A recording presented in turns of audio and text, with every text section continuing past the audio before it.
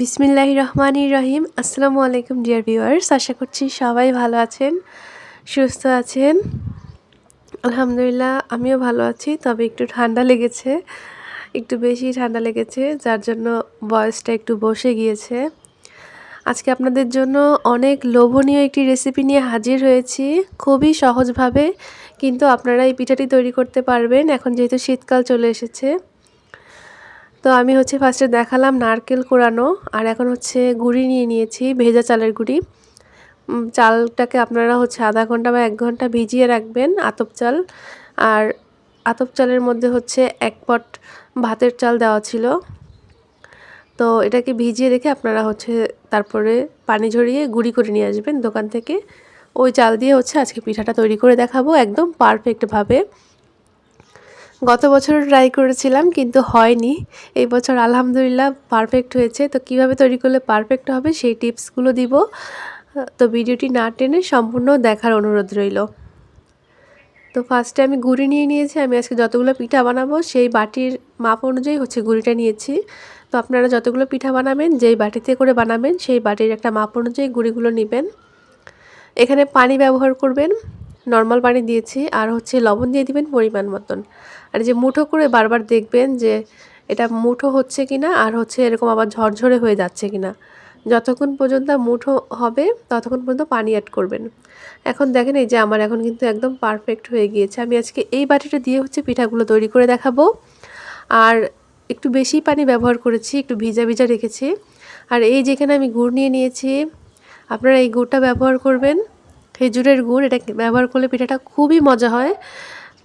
তো আপনাদেরকে আমি দেখাচ্ছি। আর এখানে একটা চালনিতে আমি সুন্দর করে চেলে নিচ্ছি। ওই যে গুঁড়িগুলা দেখলে না, নর্মাল পানি দিয়ে যে মুঠা মুঠা করেছিলাম, ওগুলোকে কিন্তু চেলে নিতে হবে একটা স্ট্রেনারের মাধ্যমে, বা এরকম যে কোনো প্লাস্টিকের একটা চালনিতে আপনারা চেলে নিতে হবে। তো একটু বড় বড় করে চেলে নেওয়াই ভালো। আর এটা কিন্তু একটু ভিজা ভিজা রেখেছি আমি গুঁড়িটা। ভালোই বেশি শুকনো শুকনো করতে গেলে হবে কি, আপনাদের পিঠাটা ভালোভাবে হবে না, বানানোর সময় ভেঙে যাবে। তো এখন আমি যেই বাটিতে পিঠাটা তৈরি করব সেই বাটিতে নিয়ে নিলাম ফার্স্টে গুঁড়ি, তারপর দিয়ে দিলাম গুড়, এখন দিয়ে দিলাম নারকেল কোড়ানো।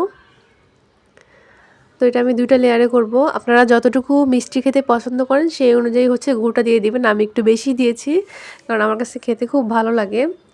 আর যেভাবে তৈরি করছি ঠিক এই প্রসেসে যদি তৈরি করেন পিঠাটা একদম পারফেক্ট হবে। আর বারবার বলতেছি যে গুঁড়িটা কিন্তু পানিটা একটু বেশি দিয়ে ভিজা ভিজা রাখার চেষ্টা করবেন, বেশি শুকনো রাখা যাবে না, তাহলে বানানোর সময় ভেঙে যেতে পারে। আর এখানে একটা পাতিলের ভিতরে পানি দিয়ে দিয়েছি। আর নেট নর্মালি আমরা যে ফল কিনতে গেলে যে নেট পাওয়া যায়, ওই নেটটা দিয়ে ভালোভাবে পাতিলের মুখটা বেঁধে নিয়েছি। আর একটা সুতি কাপড় নিব, অন্য একটা সুতি কাপড় নিয়েছি, ওটা দিয়ে আমি পাতিলের উপরে বসিয়ে দিয়েছি। পানিটা যখন উতরাবে তখন আপনারা বসাবেন। আর এই যে ঢাকনা দিয়ে ঢেকে দিছি। আমার এই পিঠাগুলো হতে একদম 9-10 মিনিটের মতো সময় লাগছে, আসলে অনেক সময় লাগছে। আর হাই হিটে রাখছি যখন তৈরি করছিলাম। আমি আরেকটা বাটি রেডি করে নিচ্ছি, আপনাদেরকে দেখাচ্ছি। ফার্স্টে গুঁড়ি দিয়ে দিলাম, এরপর গুড় দিয়ে দিলাম,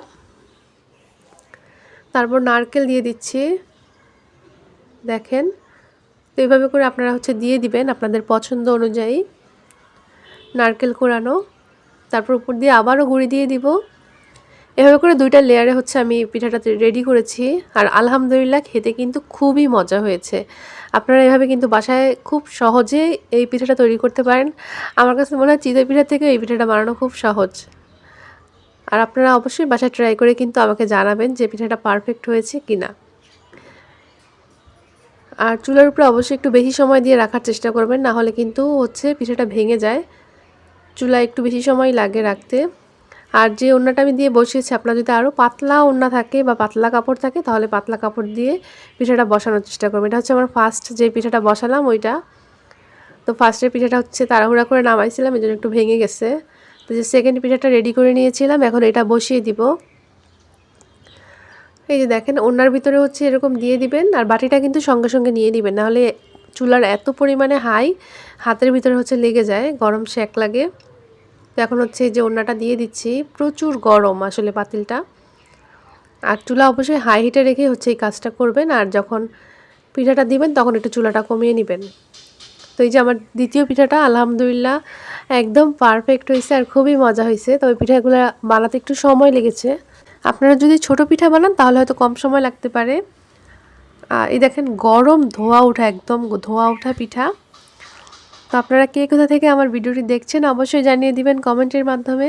আর যারা এখনও ভাপা পিঠাটি রেসিপি এখনও তৈরি করেননি বাসায়, অবশ্যই কিন্তু আমার এই ভিডিওটি দেখে আপনারা একদম পারফেক্টভাবে ভাপা পিঠা তৈরি করতে পারবেন, যেটা খেতে কিন্তু সবাই খুব বেশি পছন্দ করে। এই যে দেখেন পিঠাগুলো কিন্তু অনেক বেশি মজা হয়েছে আলহামদুলিল্লাহ। তো এভাবে করে কিন্তু আপনারা বাসায় খুব সহজেই খুব কম সময়ের ভিতরে পিঠাগুলো তৈরি করে ফেলতে পারবেন। ভিডিওটি দেখার জন্য সবাইকে অসংখ্য ধন্যবাদ। ভালো লাগলে লাইক করবেন, কমেন্ট করবেন।